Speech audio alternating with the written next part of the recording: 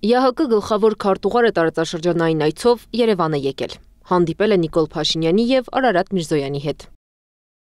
Հարավային Կովկասը կարևորելով խաղաղության օրակարգն էին առանցքում պահում։ Պաշտոնական լրահոսից չի հասկացվում գլխավոր քարտուղար Ֆերիդուն Սինիրլիօղլուի մոտեցումը ԵՀԿ Միսկի խումբը պետք է լուծարեն, թե ոչ։ Չեն քննարկել հարցը, թե պարզապես տեղ չի գտել հրապարակային նյութում, պարզել չհաջողվեց։ Իդեպ գլխավոր քարտուղարը ազգությամբ թուրք է։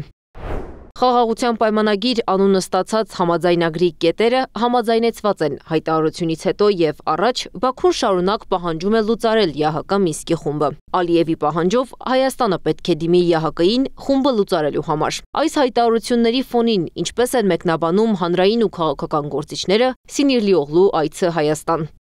Ես կարծում եմ, որ ԵՀԿ-ում փոքր-ինչ փակ ուղի է այս հանդիպումներից եւ դա հասկացա, քանի որ այն երկու հիմնական երկրների ներգրաված երկրների ղեկավարները, խոսքս Ադրբեջանի եւ Հայաստանի ղեկավարների մասին է, երկուսն էլ պնդում են, որ հրաժարվում են ԵՀԿ Միսկի խմբի հարթակից, սակայն ԵՀԿ-ի պաշտոնյաները եւ ԵՀԿ-ի կանոնակարգը ստիպում է ուսումնասիրել արդեն հարցը տեղում։ ԵՀԿ Միսկի խումբը լուծարելու պատրաստակամություն հայտնած Հայաստանի անելիքներին ծանոթանալու է եկել գլխավոր քարտուղարը, կարծում է ընդդիմադիր պատգամավորը։ Պաշտոնական հայտարարությունների շատ բան ենթադրել չեմ կարող հանդիպման մասին, բայց ենթադրում եմ, որ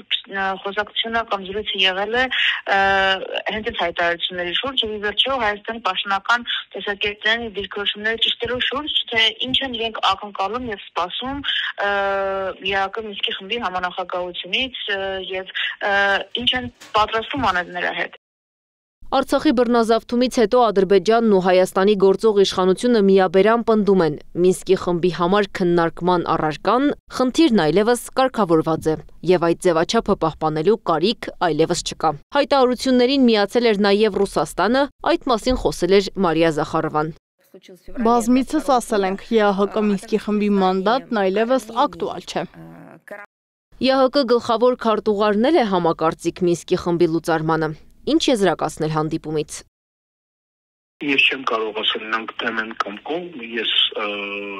չեմ ասել գուցե կա, ես չեմ ասել պաշտոնական դիրքորոշումը տվյալ խմբի ապագայի վերաբերյալ, բայց եթե այն վերացվում է, հանդեպս եթե կա ոչը ԵՀԿ-ին երկու կողմերից Հայաստանի և Ադրբեջանի կողմից, դա ըստեղության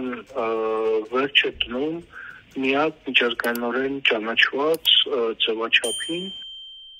Մինսկի խումբը պետք է պահպանվի, որպես միջազգային մեխանիզմ Արցախ հավաքական վերադարձն ապահովելու համար, նշում են զրուցակիցներս։ Հարցի վերջնական դուրս մղումից հետո այն միջազգային օրակարգ բերելը անհնար է դառնալու։ Անի Աբաղյան, Գառնիկ Նահապետյան, ABC Media։